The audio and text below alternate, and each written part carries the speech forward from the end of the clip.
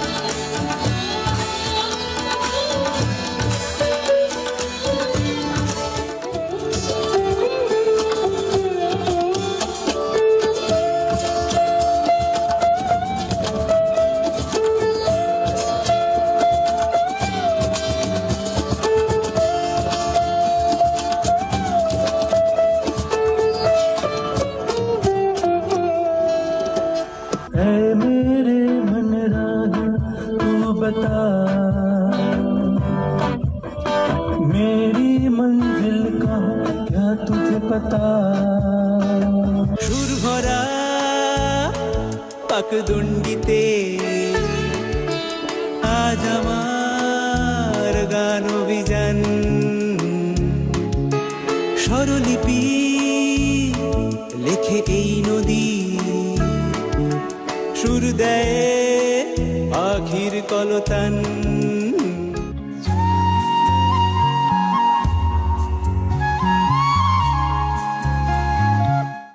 আজকে আমাদের মধ্যে রয়েছেন এই মাউন্টেন মিউজিক ফেস্টিভ্যালেরই কর্ণধার, বিশিষ্ট music PR professional Shri Sudipta Chanda.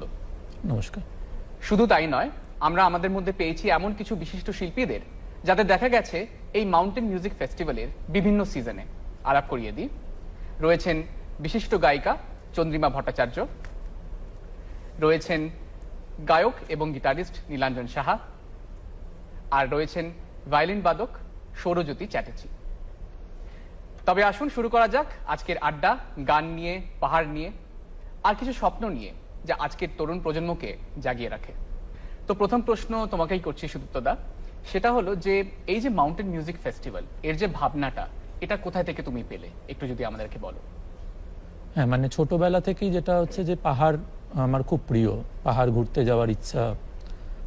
তো সেখান থেকেই আমার মনে হয় পরবর্তী সময় যখন আমি সেই জায়গাটা পর্যন্ত পৌঁছলাম, যে কাজের জগৎ যেটা বলি আমরা, আর স্পেসিফিক্যালি না ছোট থেকেই গানের সাথে একটা বড় হওয়া, তো এই সমস্ত গানের সাথে বড় হওয়া এবং ভ্রমণ, যে ঘুরতে ভালোবাসা, এই দুটো কম্বিনেশন ছোট থেকেই ছিল।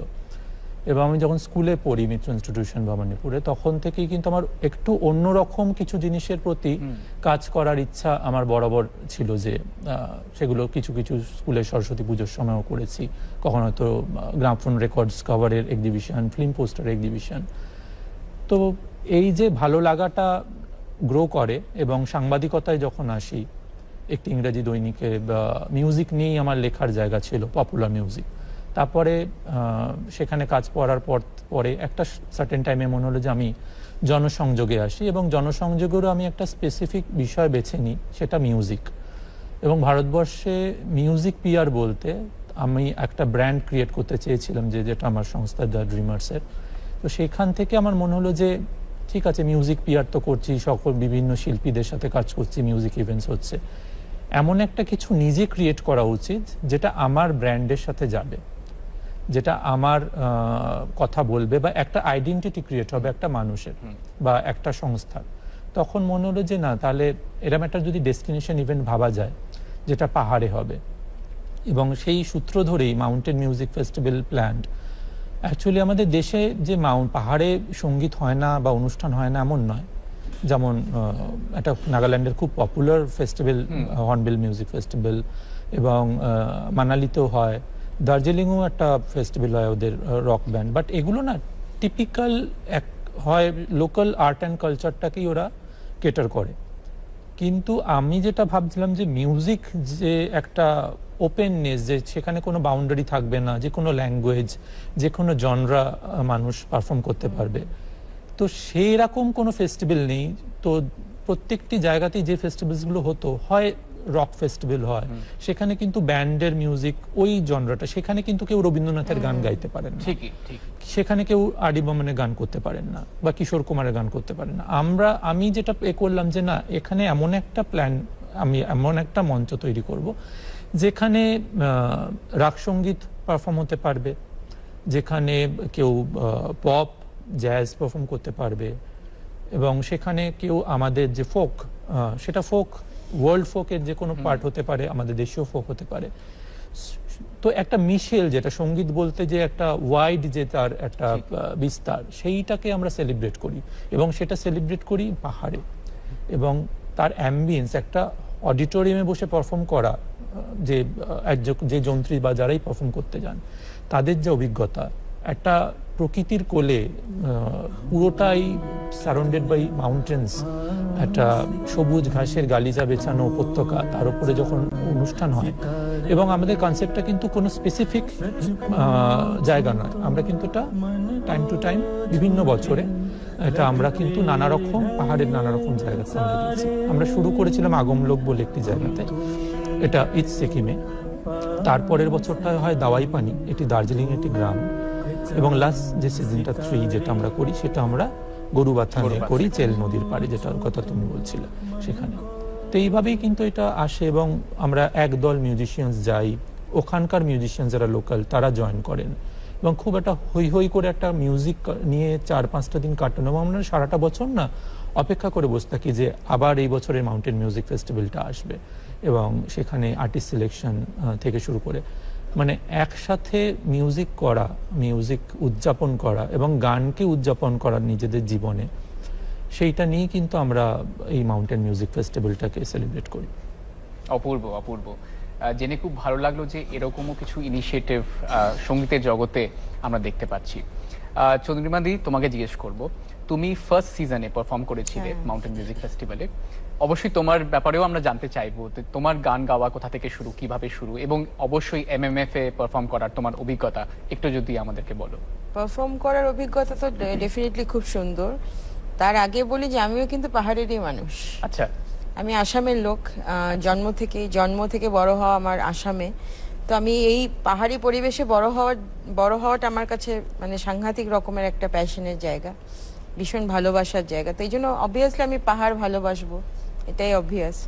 তারপরে ও আমার সাথে এত বছর ধরে, সুদীপ্ত আমার সাথে কানেক্টেড, তো ও যখন প্রথম বললো তো আই ওয়াজ লাইক মানে কি বলবো, এত আনন্দিত হলাম। তো আমরা সব 25-26 জনের একটা ট্যুর, মানে একটা ট্রিপে যখন মানুষ যান এবং সকলেই মিউজিশিয়ান, সেটা একটা আলাদা অভিজ্ঞতা। মানে ওটা ঠিক মানে ভাষায় ঠিক বলা যায় না, একটা হইচই, একটা হুল্লোড়। হ্যাঁ, এত সুন্দর। আর সবাই কিন্তু কাজের ক্ষেত্রে খুবই সিরিয়াস। আমরা ওখানে গিয়ে রিহার্সাল করছি প্রপারলি, সবাই মিলে কার সাথে কে বাজাবে, যে সিনক্রোনাইজেশন, কর্ড চার্ট করা, everything was very very specific. ওরকম না যে গেলাম আর গিয়ে যে যার মতো নিচ্ছে করে নেয়, এরকম নয় ব্যাপারটা। খুবই স্পেসিফিক্যালি এবং খুবই সুন্দরভাবে ব্যাপারগুলো হয়। কিন্তু তার মধ্যে যেটা হয়, আনন্দটা সব থেকে বেশি হয়। এই যে রিহার্সালটা হয়ে যাওয়ার পর আমরা যে একসাথে খেতে বসলাম, that is the thing to get charged, সেটা খুব ইন্টারেস্টিং। মাউন্টেন মিউজিক ফেস্টিভ্যালটা তোমাদের কাছে প্রায় দুর্গাপুজো হয়ে একদম উঠেছে আর কি, তোমরা ওয়েট করো যে কখন এটা আসবে। আবার একে না বললে সে বলবে আমাকে বললো না তো। সেরকমও হয়েছে আর কি। তো কিন্তু প্রত্যেক বছর তো সবার সেম ফেস হয় না, ঠিকই, আমাদের ঠিকই তো। বিভিন্ন রকম, যেহেতু এত হ্যাঁ। মিউজিশিয়ান আছে ঠিকই, তুমি সকলকে সব সময় একবারে নিয়ে যেতে Involve পারো করা না। সম্ভব তো নয়। আমরা বিভিন্ন লোককে ইনক্লুড করে, মানে প্রত্যেক বছর এক একজনকে এক এক রকম ভাবে। বাহ। তো দেখা যাক এবছর আবার কি ওর মাথায় আছে, আমি জানি না, এখনো পাইনি সেরকম কিছু, তবে হচ্ছে, এটা খবর পেয়েছি আর কি। চমৎকার চমৎকার। বন্ধুরা, আড্ডা তো আমাদের চলতে থাকবে, কিন্তু মাঝে মধ্যে আমরা একটু গানও শুনে নেব। এখন আমাদের সামনে সঙ্গীত পরিবেশন করবেন নীলাঞ্জন সাহা। কি গাইছো আজকে আমাদের জন্য? পাহাড়ের সাথে মিলিয়ে একটা গান করব। বেশ।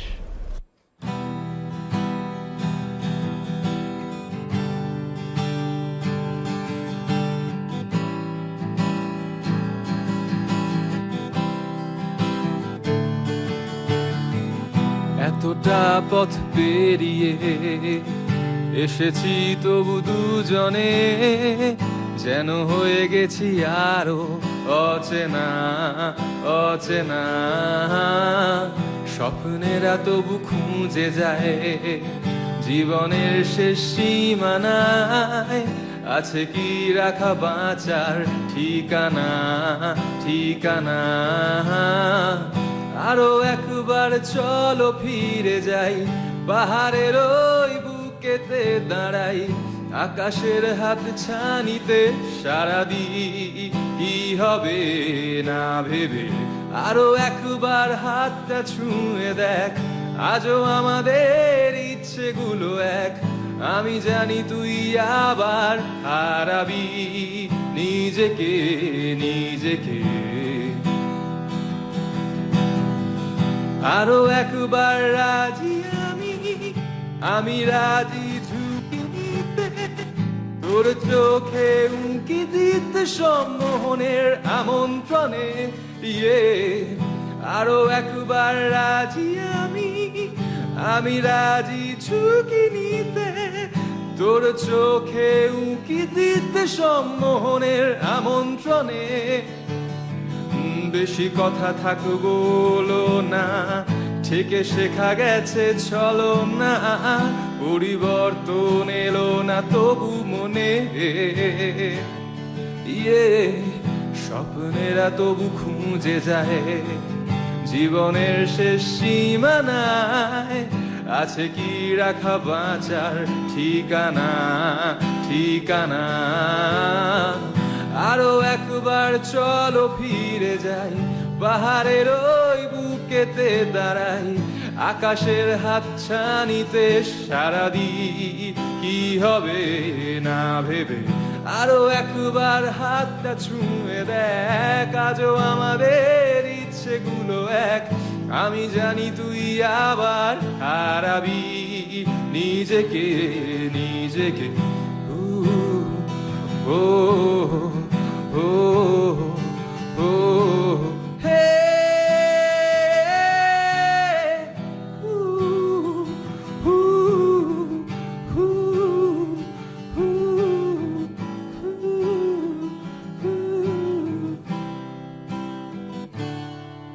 চমৎকার চমৎকার, এবার। শুনে খুবই ভালো লাগছে এবং মনে হচ্ছে যেন আর আমরা এই স্টুডিওতে নেই, অন্য হ্যাঁ, কোথাও একটা সত্যি। জায়গায় পৌঁছে গেছি।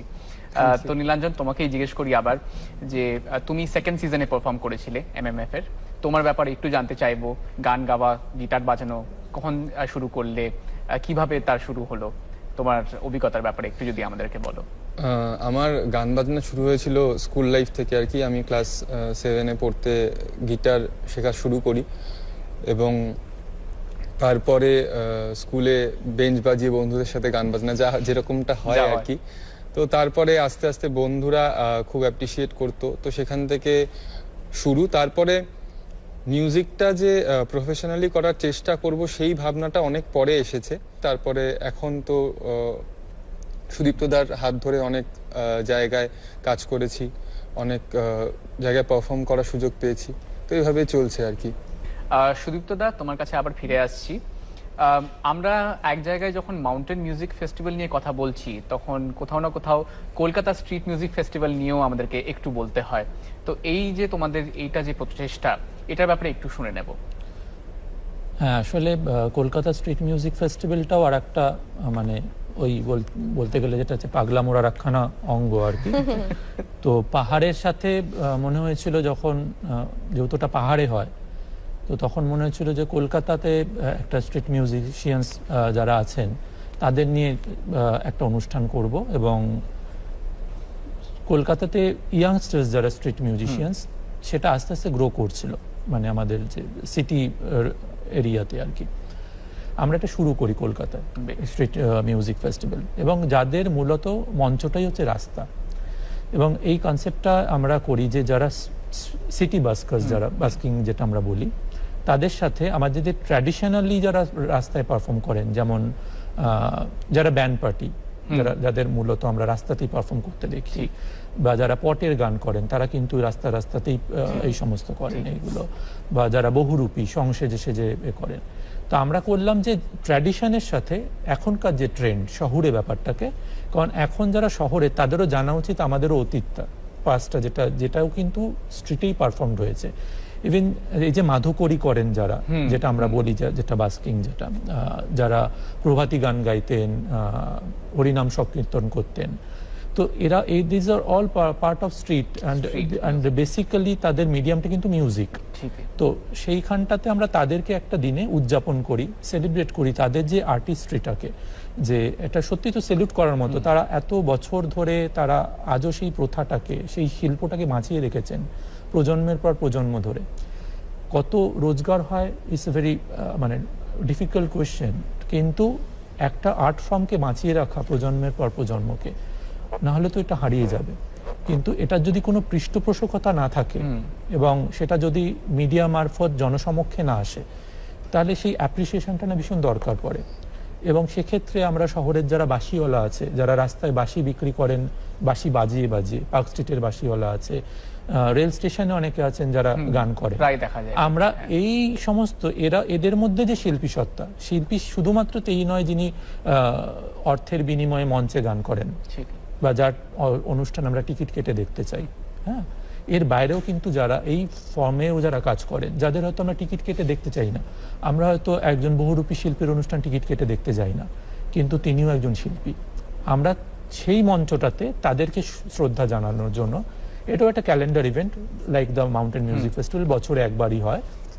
তাতে কিন্তু এই সব শিল্পী যাদের মূলত মঞ্চটা হচ্ছে পথ, এবং পথেই যারা গান করেন, তারা এখানে আসেন এবং তাদের সাথে আমরা এই একটা দিনকে উদযাপন করি এবং এদের সেলাম জানাই এদের এই কার্যকরিতাকে, যারা তারা এত বছরের পর বছর ধরে নিয়ে আসছেন। বাহ, আড্ডা আমাদের চলতে থাকবে, কিন্তু এখন আরেকটু মিউজিকের দিকে আমরা চলে যাব। এবার ভায়োলিন বাজিয়ে পরিবেশন করবেন সৌরজ্যোতি চ্যাটার্জি।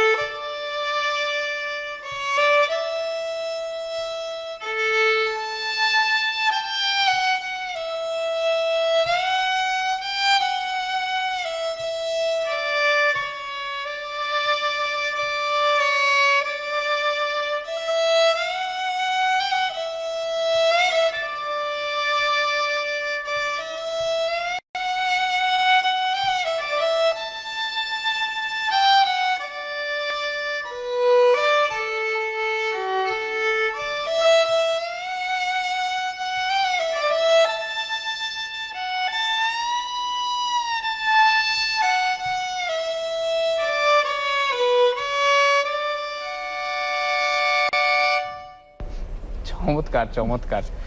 মানে 25 বছর হয়ে গেল কিন্তু এখনো এই সুরটা আমাদের মনে মনে বিচরণ করে, এবং এখনো এই গানটা সেই- শুনছিলাম তো মনে হচ্ছে টাইটানিকেই আমরা চলে যাচ্ছি হ্যাঁ, আর কি ওই কোথাও। তো সুন্দর সৌরজ্যোতি, তোমাকে দিয়ে এই আড্ডাটা আবার কন্টিনিউ করছি।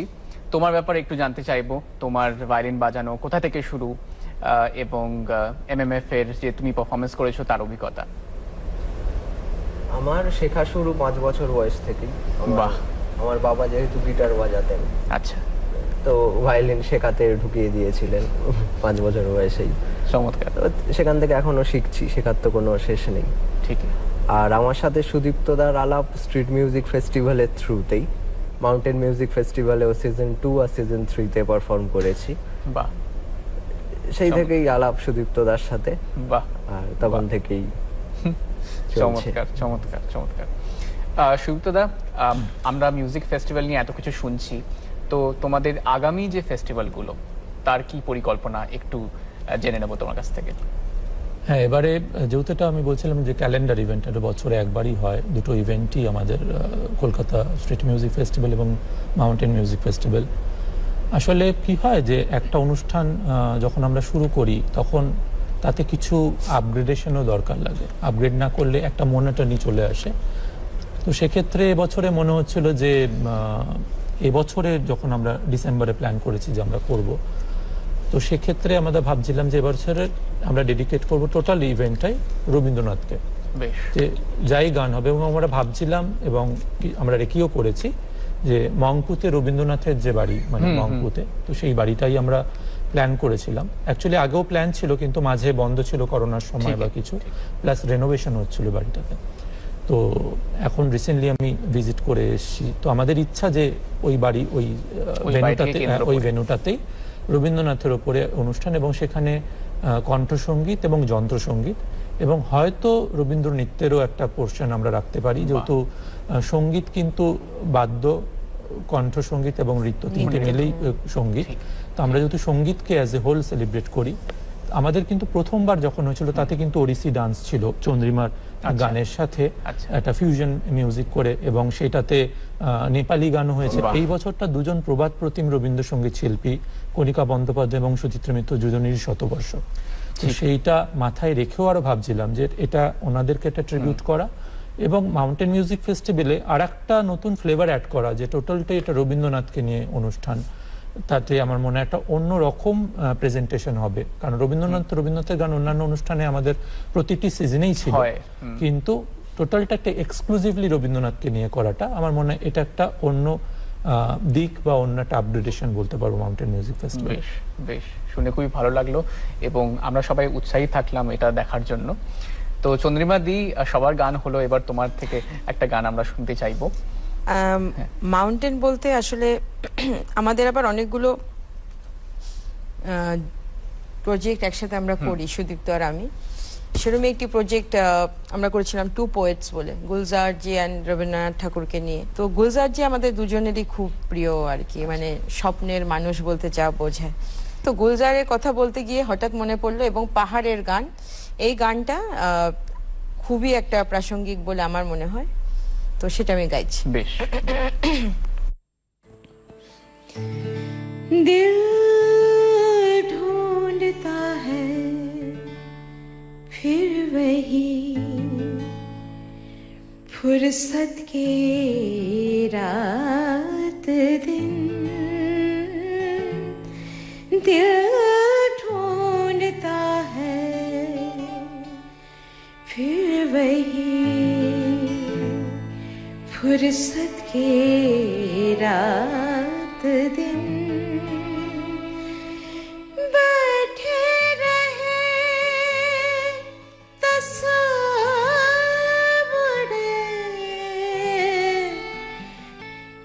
करवट लिए हुए, दिल ढूंढता है फिर